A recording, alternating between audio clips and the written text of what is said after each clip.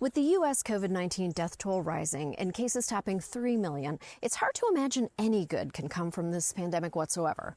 Except for the fact that Pier 1 has gone out of business. I mean, come on, Pier 1. You don't sell furniture, you sell chair-looking baskets.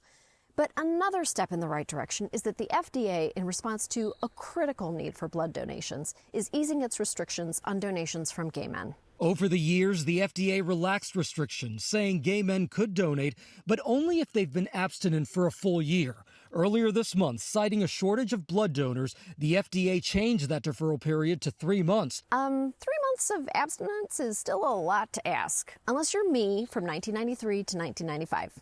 That was my good Looney Tunes t-shirt, by the way. But for most people, there's no amount of free cookies and juice to make up for not having sex for 3 months. To be clear, the restrictions technically apply to men who have sex with men. And over the years, it's included not just gay men and bisexual men, but also pansexual men, non-binary people, trans people, and women who've had sex with men who have sex with men. Basically, anybody who stresses out Mike Pence.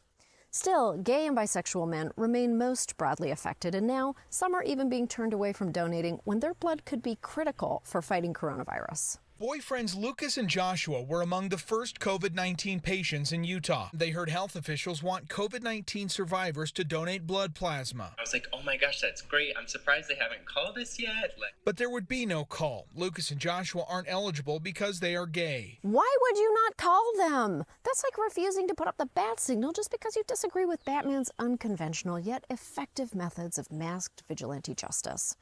But even for gay men who do meet the abstinence requirement, the nerds, the FDA issued the change so suddenly, many blood centers haven't yet had the chance to train staffers or update their computer systems. Even the Red Cross only just managed to implement the change on June 8th, more than 2 months after the FDA's ruling. That's the biggest blood-related mistake since my failed teen vampire novel, Dracula is My Gym Teacher. The twist is he also taught math. While the FDA claims the restrictions exist to protect the blood supply from HIV, health experts and LGBTQ advocates agree it's really just an outdated policy rooted in homophobia and stigma. For one thing, being gay isn't inherently a risk factor for HIV. If you get tested regularly, take PrEP, use condoms, or are in a monogamous relationship with someone who's HIV negative or undetectable, you're very unlikely to contract the virus.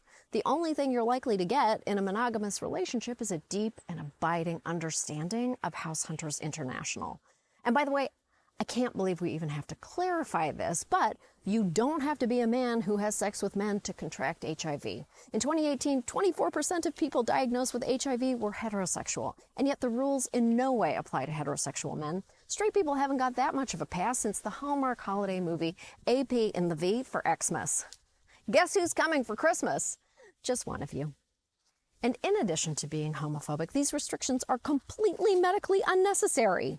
Today, blood banks screen for HIV, the virus that causes AIDS, with an accuracy rate of 99.99%, according to the FDA. Today, the odds of getting an HIV infection through a blood transfusion are 1 in 1.5 million, less likely than being struck by lightning. I think that the rules should be looked at again by the FDA.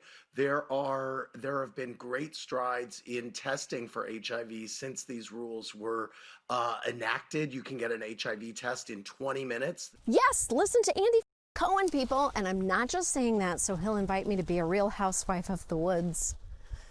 If you liked this video, hit subscribe and let me know in the comments below. And if you didn't like this video, I'm sure you've already left a comment. Thank you so much.